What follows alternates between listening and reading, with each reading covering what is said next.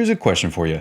Often throughout human history, things like reason and science and technology have been viewed very optimistically. Often, we look at them as ways that humanity can potentially save itself. But now, increasingly, in the modern world, we feel trapped by reason, science, and technology. Why is that? Welcome to Champagne Anarchism.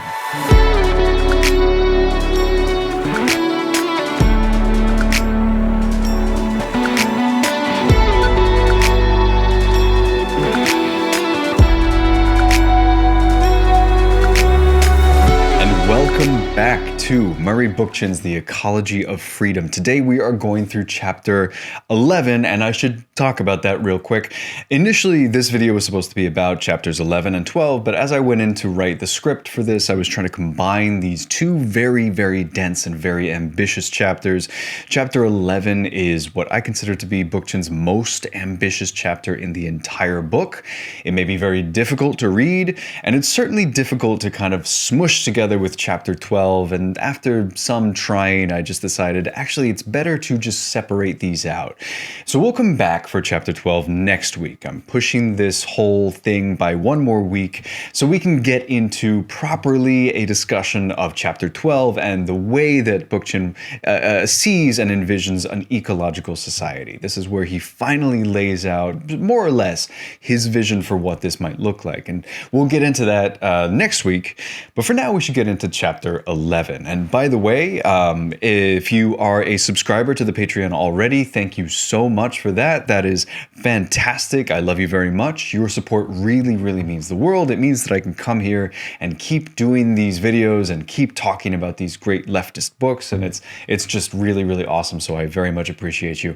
If you haven't already, please check out that Patreon channel. That's patreon.com/champagneanarchism. All of these main feed lectures are up there for free. You can also get the 100 Great Anarchist Thinkers lecture as a member, and you can also get some videos that me and my sister make about cool leftist movies. We're always there and we're always yapping, and it's just really fun.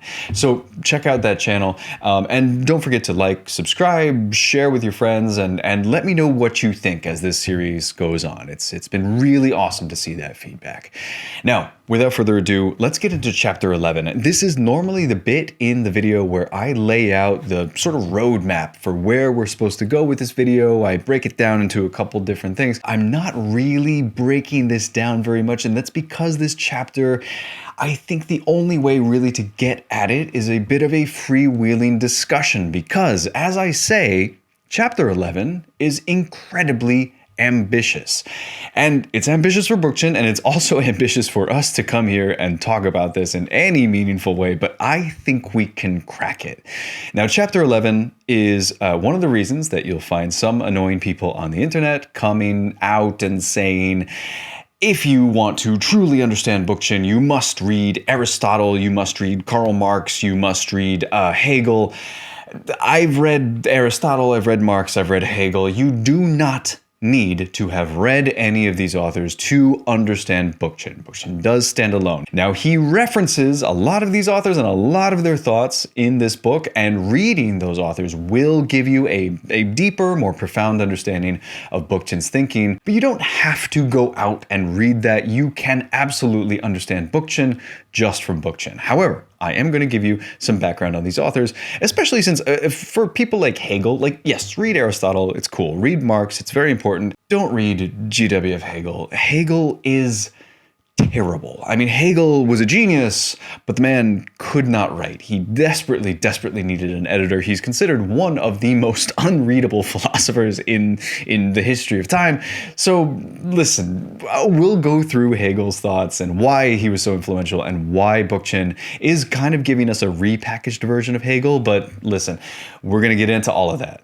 If I were to give a rough roadmap for this video, I would say we're going to go through this kind of roughly talking about the philosophers. So we're going to hit Aristotle, Hegel, Adorno, and Horkheimer, and then we're going to end with a little bit of a summary of what Bookchin is saying here, how he's pulling these thinkers together, and how he's giving us this tremendously ambitious chapter that seeks to address literally the way that we think about the world. And there is one driving argument to all of this, the main thing that Bookchin is trying to say with this chapter. And he is trying to say that reason, science, and technics, or technology, remember, technics is the interaction of technology with the broader context, but reason, science, and technics have all been perverted by hierarchy and domination. But, Bookchin says, they can be saved.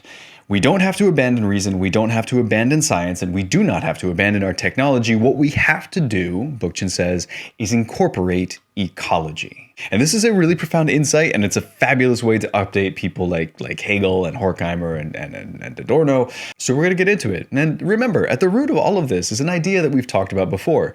Existing and living in a capitalist system, in this condition of hierarchy and domination that Bookchin describes, changes the way that we think about the world. Bookchin is very interested in this idea that we are trying to quantify everything. And that is really, really profound. So let's flip the script a little bit. Bookchin starts with Adorno and Horkheimer. We are going to start with Aristotle just because my brain works kind of chronologically through time. So we'll start with Aristotle. And let's talk about telos. Now, Aristotle's vision of the world might not make a lot of sense to us now. But back then, Aristotle was profoundly influenced by Plato's ideas, the theory of the forms, this thing that was really persistent in Greek thought. And what Aristotle thought when he looked at just ordinary objects, and we're talking about everything from simple rocks to humans, every degree of complexity, Aristotle believed that all things have a final purpose, a final cause, or a telos. So the purpose of a hammer, for example. The hammer doesn't just exist. Of course, it can be described, and it obeys the rules of classical motion, right? You can swing a hammer and it will obey the laws of physics. But a hammer is more than that, because a hammer has a purpose. And the purpose of the hammer, the driving telos of that hammer, is to drive in a nail. Similarly, if we were to update this idea to the modern world, we would say a car, for example. A car also has a purpose. A car is not just an object, a car has a purpose. It is motivated. And the purpose of a car is to convey you from point A to point B. Now, this has some very interesting implications for Aristotle, because the telos of humanity, of a human, for Aristotle, is to live a flourishing life, to access this idea of eudaimonia. And that is a whole separate issue, but there's a lot of really interesting stuff to Aristotelian thought. And what Bookchin is trying to get at when he talks about Aristotle and his ideas of telos and the final cause and the motivations of things is that the ancient Greeks, and Bookchin is in love with the ancient Greeks, but the ancient Greeks had this idea that there were things beyond our simple descriptions of objects, that there is a motivation. There is, in other words, sort of some content that we can't quite access, but there's something beyond our simple scientific understanding of how things work. And that for Aristotle was the telos. But this brings us to the thought of G.W.F. Hegel, which I believe is Georg Wilhelm Friedrich Hegel, if I'm not wrong, and I could be wrong. But Hegel has this idea that for Bookchin really jives with Aristotle's understanding of a meaning behind things, beyond just their physical form, a meaning. Because Hegel, who is one of the most influential philosophers of his era, which by the way is the late 1700s to the 1830s, this is Hegel. He's a German philosopher, although this is a time before Germany proper existed. But Hegel is a deeply influential philosopher, and he has what can only be described as this very, very ambitious philosophical project to explain the world through what he calls a dialectic. So Hegel, with his ego and deep ambition, decided that he was going to create basically a comprehensive theory for absolutely everything. So let's talk about this idea of dialectics. Now, dialectics can be best thought of as a conversation, sort of similar to dialogue, right? It's a conversation, or you might describe it as an argument.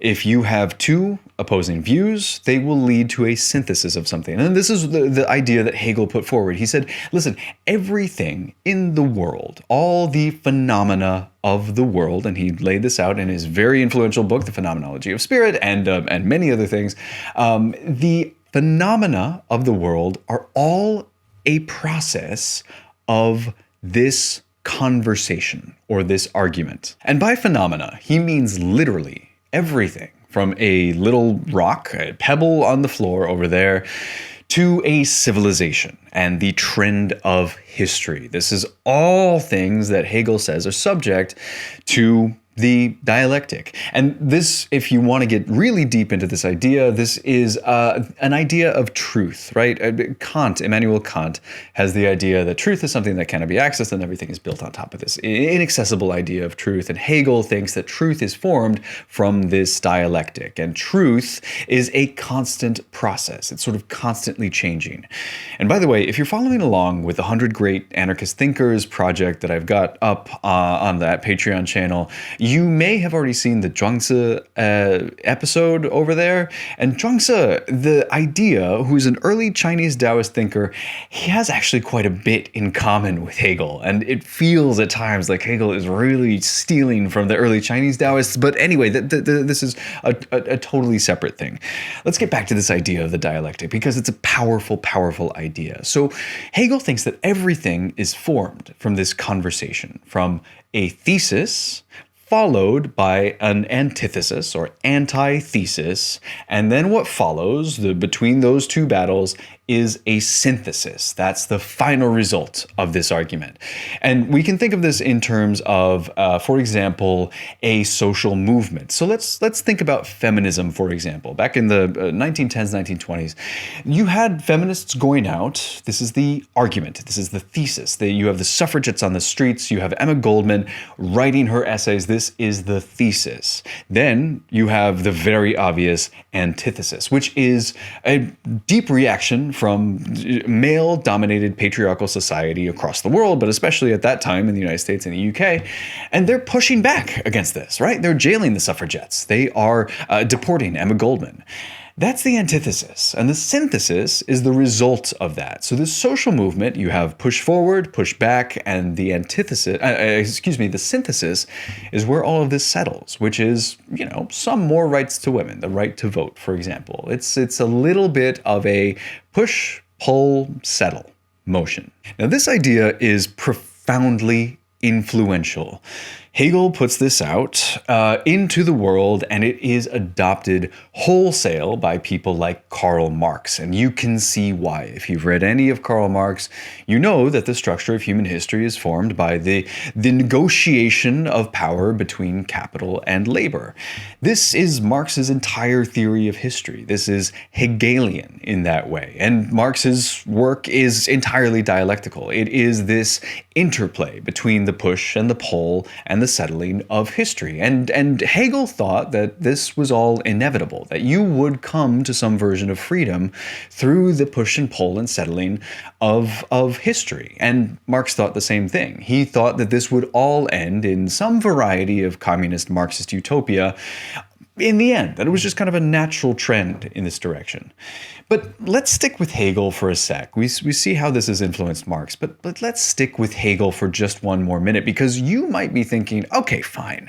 That makes sense for things like history or social movements or maybe like personal opinions, right? Push, pull, settle, this kind of dialectic. That makes a lot of sense. But what about things like a hammer? We saw Aristotle. Aristotle thinks that there's a telos to a hammer. Aristotle thinks there's a motivation, a purpose to a hammer. But can a hammer be part of this conversation? A hammer can't speak. And Hegel says absolutely yes, there is a dialectic at work here. In fact, there are several dialectics at work, because a hammer isn't just a hammer. A hammer exists in a context. Hegel has this very famous idea that being is becoming. That everything is sort of in this constant process of negotiation, right? And I also kind of love this idea that being is becoming idea. But anyway, when it comes to a hammer, A hammer is shaped by a historical process, a long historical process, actually. It's shaped by human hands or mechanical hands, which were then shaped by human hands. It's made of wood and metal, or sometimes just metal, or sometimes plastic. And it's sort of shaped and it's been created by this process of history. It is a long process of experimentation and refining and failure until you come up with a hammer that you can go out to Home Depot and buy and hold in your hands. And there's a little bit more to that, though, because a hammer isn't just the thing, it's what the hammer was made for. It's how the hammer was used in the past. It's how the hammer is used by you now as you go out and go nail some nails into something. It's what it will be in the future. It is a constant process of evolution. Being is becoming, right? But one more step beyond that, because our negotiations with the hammer and the way that we understand the meaning of the hammer is also through a dialectical process, because you will sit down with a hammer when you first try to go and master the hammer, and it's going to be a long process. You will go and try something, it will fail, and you will try something else, and eventually you'll learn how to use a hammer. You know, you may hit your fingers a couple times, but you will learn how to use a hammer. This is sort of a version of the synthesis. That's Hegel's idea. You can kind of, I mean, you can poke holes in Hegel, and Lord knows plenty of people have tried to poke holes in Hegel, but it is nonetheless a very interesting idea, and this is where Bookchin kind of comes in, because for Bookchin, we are always trying to describe natural phenomena in terms that are precise and scientific and quantifiable. But there's another layer to that, because our science is steeped in the hierarchy and domination of the capitalist system. And beyond just the capitalist system, by hierarchy and domination in general. Now hold that thought for a second, because we'll come back and we'll talk about science. But let's figure out where Hegel ends all of this thought. Because Hegel thinks that we are all part of this whole, this spirit, this Geist. And Bookchin takes that very, very seriously. You know, one of my favorite examples, apart from the push and pull of society, the Marxian view of history, the hammer example, one of my favorite examples of this is actually a tree, because I think that fits really nicely with Bookchin's ecology. So think about the push and pull, the dialectic of a tree. A tree isn't just a tree. A tree is also, in a way, the product of a multitude of different conversations. Now, trees were not made by humans. This is not necessarily a conversation with human civilization, although, you know, trees are in parks, trees have to exist at the periphery of human civilization. Trees, of course, are in negotiation with human civilization, but trees are also never static, always growing and changing and negotiating with the world around them, with the ecology around them, with nature itself and the world. Trees ultimately are shaped by the push and pull of soil and nutrients and water and sunlight, and that is itself another type of dialectic, and this makes a lot of sense for Bookchin's version of Hegelian dialectics. And that's why Bookchin comes down at the end where he does. Now, Hegel thinks, as I've said, this is a process towards a final truth. Of course, truth is ever changing. It is always becoming. Being is becoming. We know this. But Hegel thinks that there is this sort of inevitability towards this process of freedom. Bookchin does not believe in that inevitability. That should make sense to us after all we've talked about with Bookchin. But he did think that there was a trend in the development of the world and history and human civilization. And that is this trend, and this is really, really cool, but this trend towards nature growing self-consciousness through humanity. So humanity itself becomes kind of the conscious element of nature. And this is something that has naturally evolved through nature. And this is kind of linked to this idea that Bookchin set out right at the beginning of this book, which is that humans are distinct from nature, but also a part of nature. We are part of nature's evolution, and we have to take that seriously. But let's leave Hegel for a sec and Aristotle, and let's go to two really fantastic philosophers from the 1940s. That's Theodor Adorno and Max Horkheimer. And Bookchin is very into these guys. So Both of these were from the Frankfurt School, which pops up in the 1920s, goes through the 30s and 40s. It's this very, very influential school of thought that's especially developed around what is now the Goethe Institute of Frankfurt. And there are a number of thinkers who you might actually recognize their names, people like Walter Benjamin, Herbert Marcuse, you have Jürgen Habermas, and of course you have Theodor Adorno and Max Horkheimer. And they come out of here with this really kind of influential version of critical theory that we're going to talk about right now. Adorno and Horkheimer have this very influential book. It's called The Dialectic of Enlightenment. Again, that word dialectic.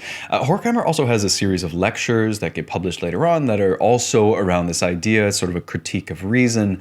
It is really, really interesting stuff, and they're much, much more easy to read than frickin' Hegel. So Adorno and Horkheimer, basically, they have this idea that separates objective reason from subjective reason.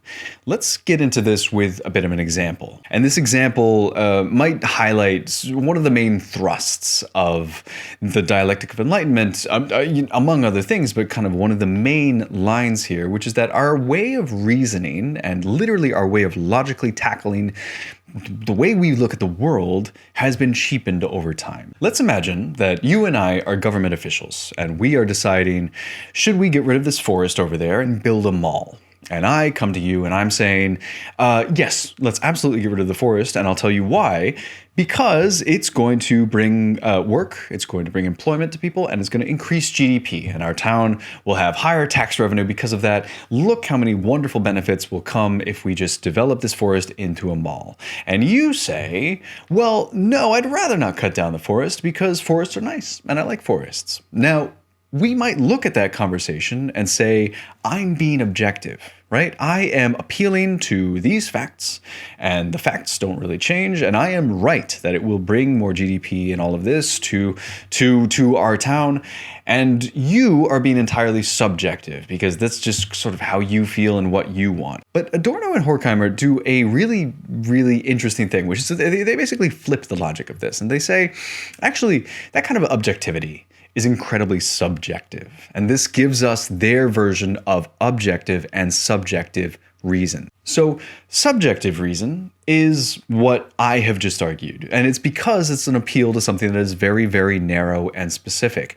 What I'm looking for is economic growth. And the way that I'm looking at this problem and the way that I'm reasoning through it is an appeal to what will maximize economic growth. It's what leads them into something that they call instrumental reason. Now, instrumental reason, and you'll have seen this in Bookchin, instrumental reason is how do we get to some goal? We maximize some quantitative thing through the most efficient way possible. So that's actually very subjective because I'm not considering a single other thing. My priorities, the only way that I'm looking at this is purely instrumental. I am just trying to increase the economic growth in my town, and all other considerations are just kind of beside the point to me. You, on the other hand, with your argument that actually nature is quite nice and it's nice to have it around, you are more objective in this sense because you are appealing to something that is a little bit broader, a little bit more beyond, something that is holistic, that can take into account multiple subjective perspectives. And that is what Horkheimer and Adorno say is more objective than my subjective perspective. If that sounds a little complicated, I get it. And there's a lot more to this idea. And by the way, if this reminds you of Zhuangzi again, and the perspectivism and relativism of the Taoists, yeah, it should. Zhuangzi was a genius, if he existed, which is kind of up for interpretation. Anyway, back to Adorno and Horkheimer. Old school kind of objective reasoning is what Horkheimer and Adorno are trying to argue for here. They're saying, listen, what we consider to be reason, the way we think through a problem, it has to consider kind of the harmonious whole. And this is something that Bookchin has been saying throughout this entire book. But it's not just the fact that forests are worthy of protection, right? If we were to say, no, let's save the forest Why should we save the forest? Well, because it gives humans nearby clean water and clean air, and it's nice for them to look at. Well, that's also a subjective perspective, right? That is actually just trying to maximize value for humanity. Whereas people like Murray Bookchin would say, no, that is not holistic at all. You need to consider kind of everything, the balance and the harmony of all of this together. Now, that's a much more difficult thing to do than to sit down and say, this will maximize our economic output. But it is something that is necessary to do. And if I can go on a brief tangent, by the way, this is why for Bookchin, a lot of our arguments for why we have to save the world to save humanity, for Bookchin kind of fall a little bit flat. He's sort of like, yeah, of course, save humanity, but we have to look at the bigger picture here. There are more things at work than just the survival of the human race. That sounds pretty gigantic, but whatever. That is where Bookchin comes down on this. Now, Horkheimer and Adorno take this a step further because they say that our reason over time, the way that we understand reason, it has trended much more towards instrumental reason, right? Now, in modern society, we want to quantify things. We want to understand things in a very narrowly delineated perspective. And that is harmful. And that's exactly what Bookchin is saying. He's saying, listen, we have existed in a capitalist society where you are supposed to maximize profits and minimize costs, and everything else is basically secondary. This is an exploitative, incredibly hierarchical mindset, and that literally affects the way that we view the world and we think. This is the point that he made very early on in this book, and now he's giving a lot of the philosophical justification and this kind of critique, this high philosophy behind that idea. So this trend towards instrumental reason, what's the effect of that trend? Well, Theodor Adorno and Max Horkheimer and Murray Bookchin say the trend of that is to reduce humanity to a well-regulated and efficient method of producing stuff. And that's about it. And that's incredibly sad, but also quite true. But Bookchin says Adorno and Horkheimer do not go far enough, and that is because they do not account for the role of ecology. And he has this whole justification for why that's a Victorian way of viewing the world. But they don't account sufficiently for the value of ecology. And this is a very Bookchin perspective. Bookchin thinks that if you can develop an ecological ethics that situates humanity in a way that is rooted in the natural world, then that could be something akin to the objective reasoning that Adorno and Horkheimer are arguing for here. That there can be and is a role for reason in all of this, but that reason needs to be ecological. And more than that, it needs to be rooted in what he calls ecological ethics. This is very philosophical, but let's come up with a bit of a concrete example to try to understand this. Again, let's say, for example, that this time we're talking about education, and we're having a debate, and a government official comes out and they say, listen, in our schools, we need to teach mostly coding. Why? Because that is what will give you the best job prospects afterwards, and we are looking to maximize the economic value of our students as they graduate, and that's just going to put them in the best possible position in the workforce. Well, Adorno and Horkheimer might say, listen, education isn't just job training. It's about developing well-rounded, critical thinkers who can participate in a democratic society. So if that's true, then we need to teach ethics, we need to teach history, we need to teach philosophy, we need to teach language and literature and all of these things to create humans that are just kind of better, more well-rounded, more flourishing humans. These are subjects that will help them kind of think about the world, and that is an appeal to some type of holistic idea, some kind of harmonious way of developing as humanity. Bookchin would take this a step further. Bookchin would likely say, well, we don't just need more critical thinking. We need education that helps people understand themselves and their relationship to society and nature. We need to teach them about this relationship to power. Teach them, for example, about ecological literacy as well. Teach them about democratic participation. Teach them how to build communities, not just sit and code.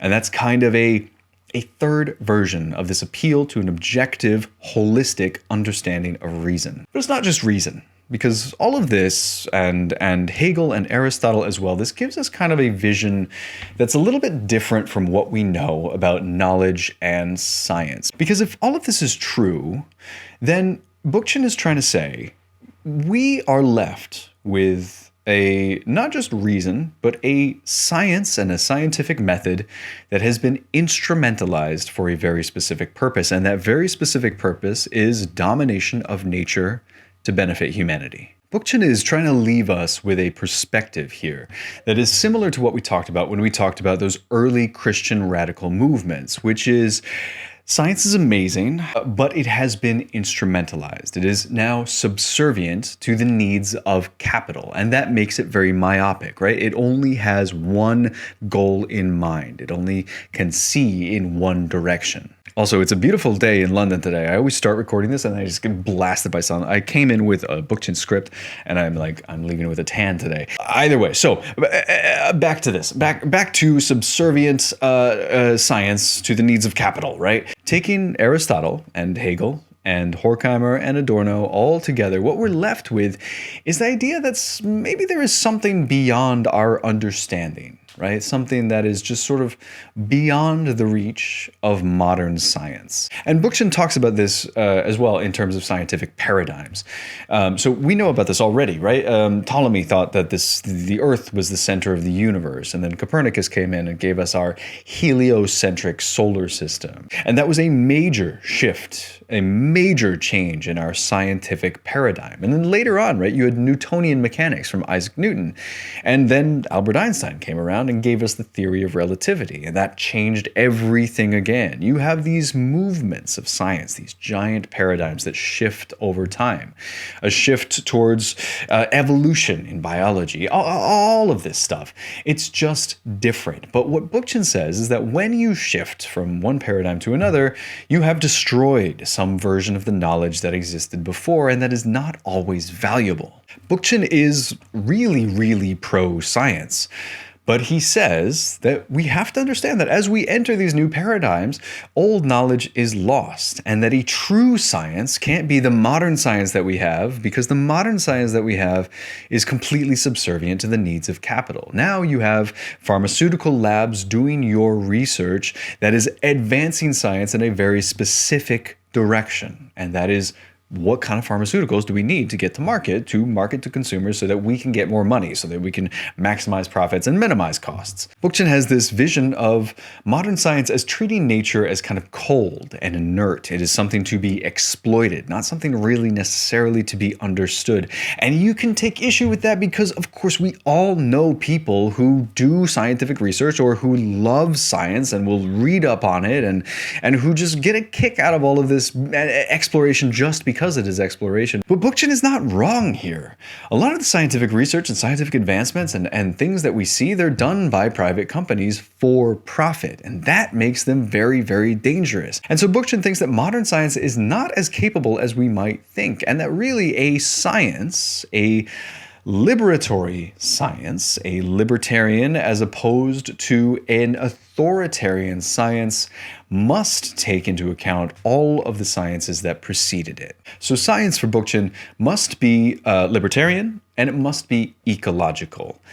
And this is another version of an argument that I previously described Bookchin as having as an argument for humility. Now, he never says these words in this book, but this is the best way that I can understand this idea, and so this is just how I'm going to put it out. I think that Bookchin, and as he's talking about sort of the meaning behind objects, I think that Bookchin is willing to take a look at the world and see things that are not just cold and lifeless and inert, but are alive, in motion with possibility, constantly in change. Maybe there is a purpose behind things. Maybe there is a telos that we can't access. Maybe there is something beyond our cold, inert scientific understanding of the world that we need to truly appreciate. And modern science needs to reckon with that idea. I am deeply appreciative of that idea, that argument for humility, even though I don't know enough about science to say anything one way or the other. But what I do think is maybe we should look at some of the world's top physicists who believe in a version of something beyond ourselves, be that a god or some kind of natural force. maybe that is an indication that there is something out there that we do not know about. I'm not saying that is a God, but I am saying that we have to understand what we do not understand. And that really is an argument for a science that is much, much more than the current science we have now. So all of this means that if we want a new version of science, it must be embedded in nature. It must be ecological, and it must be embedded within the community as well. It must be kind of ecologically ethical, right? It has to kind of serve needs. We have to not just answer the question, can we do this thing? What is this? But also the why question. Why are we doing this? And why does this make sense? And does this actually work for the community that it is meant to serve? These are all kind of open questions that we have to answer. Now, what exactly that looks like, what exactly an ecological, ethically bounded science would look like, Bookchin doesn't really describe. This is pretty high level, kind of high philosophy. But I will say that from a purely philosophical level, this makes a lot of sense. So we have gone through reason, and we've gone through science, and they're both very deeply interlinked. We haven't yet talked about technics.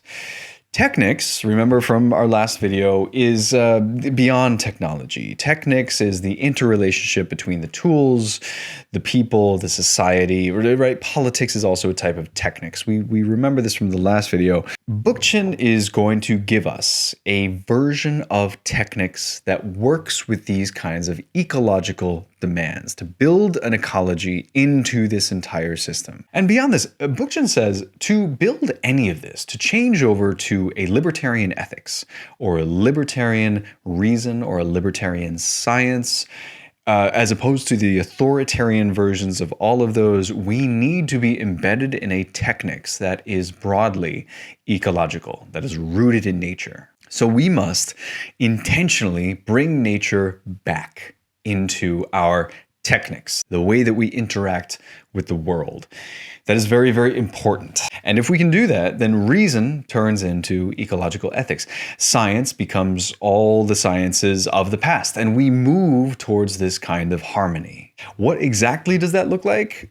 I will save that for the next video, because next video we are talking about the ecological society, and that's going to be all chapter 12, and that's going to wrap up this entire book. And if you were excited to finish the book today, I am so sorry. It will be one more week, and then I promise we will be done. We will finish chapter 12 of Murray Bookchin's The Ecology of Freedom. We will get into that next week. Once again, if you are already a Patreon subscriber, thank you so much for all of your support. It really means the world. Let me know what else, what am I missing? What other kinds of things would you like to see? What is it about Hegel that I have gotten wrong? Because I'm sure it's something. It always is. And of course, please like, subscribe, comment, tell your friends, all of that good stuff. I will see you next week. And now I am going to go outside with my dog, and I am going to enjoy the sun and maybe get some iced coffee or something. But I will see you next week. Goodbye.